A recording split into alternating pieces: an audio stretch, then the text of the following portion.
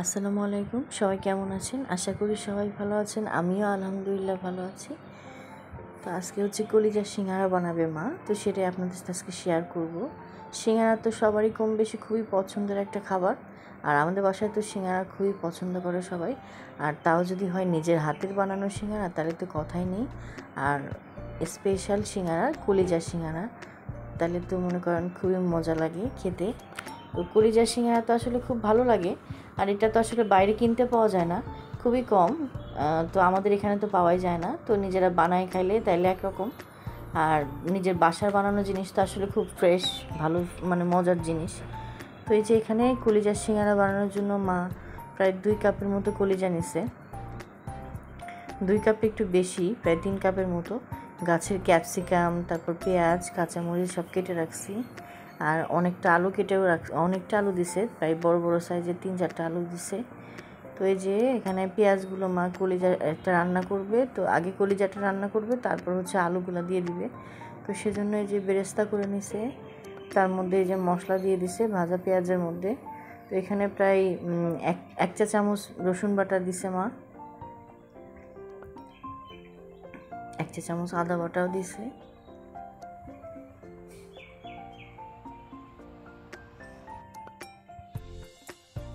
জিরা বাটা 1 চা চামচ। তো সব মশলা 1 চা চামচ করে দিছে। আর এখানে ধনিয়া গুঁড়া দেওয়া হয়েছে, হলুদ গুঁড়া সবই 1/2 চামচ করে। একটু পরিমাণ মতো পানি দিয়ে দিছে। শুকনো মশলা দিলে আসলে খুব বেশি শুকনা লাগে, তো এই জন্য একটু পানি দিয়ে দিলে ভালো হয়। তো এই যে পরিমাণ মতো লবণ দিয়ে মা এখন মশলাটা কষায় নেবে। তো একটু মরিচের গুঁড়াও দিয়ে দিল, যেহেতু কাঁচা মরিচ অনেক দিবে, তো মরিচের গুঁড়া একটু কমই দিছে। খুব বেশি ঝাল হলে তো আরিফিন খেতে পারবে না।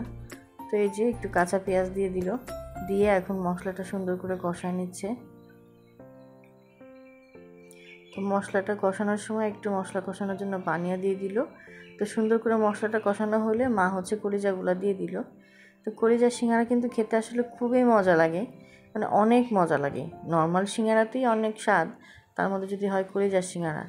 তো এখানে কিছু আস্ত গরম মশলাও দিয়ে দিল মা, 3টা এলাচ দিয়ে দিল, 2 টুকরা দারচিনি দিয়ে দিল। এবার কলিজাটা রান্না করার জন্য একটু পানি দিয়ে দিল। তো কলিজাটা যখন পরিপূর্ণভাবে রান্না হয়ে গেছে, 60% 80% রান্না হয়ে গেছে, তো সেই পর্যায়ে মা আলুগুলাও দিয়ে দিল।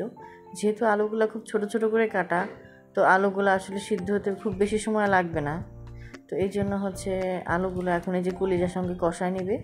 তো এই পর্যায়ে হচ্ছে কাঁচামরিচগুলোও দিয়ে দিছে। তো আমি হচ্ছে এখানে পরিমাণ মতো পানি দিয়ে এখানে 3 কাপ ময়দার ডো বানাইছিলাম। তো সেটাই হচ্ছে গিয়ে কুসুম গরম পানি দিয়ে 3 কাপের মতো ডো বানাইছি।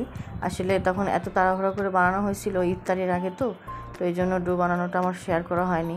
তো ইনশাল্লাহ নেক্সট আরেকদিন দেখাবো। তো এই যে আমি একে একে করে রুটির মতো করে বেলে নিয়ে কেটে মাছ সিঙ্গারার শেপগুলো দিয়ে নিচ্ছি। সিঙ্গারার শেপগুলো খুব বেশি যে সুন্দর হয়েছিল তা না, তাও হয়েছিল আলহামদুলিল্লাহ, চেষ্টা করছি আর কি।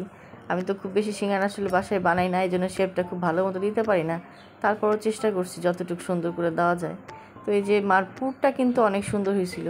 সিঙ্গারার শেপ যেমন হোক না হোক, খেতে কিন্তু আলহামদুলিল্লাহ অনেক মজা হয়েছিল, কারণ সিঙ্গারার পুরটাই তো মেন।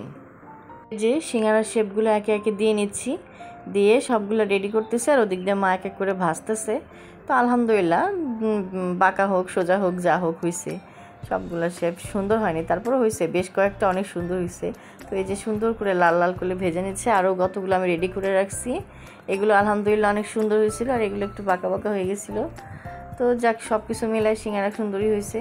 তো ভিডিওটি ভালো লাগলে অবশ্যই একটা লাইক দিয়েন, আমার চ্যানেলটা সাবস্ক্রাইব করেন। যারা অলরেডি সাবস্ক্রাইব করছেন তাদেরকে অসংখ্য ধন্যবাদ, আর যারা এখনও করেননি প্লিজ আমার চ্যানেলটা সাবস্ক্রাইব করেন। তো ভালো থাকেন সবাই, আল্লাহ হাফেজ, আসসালামু আলাইকুম।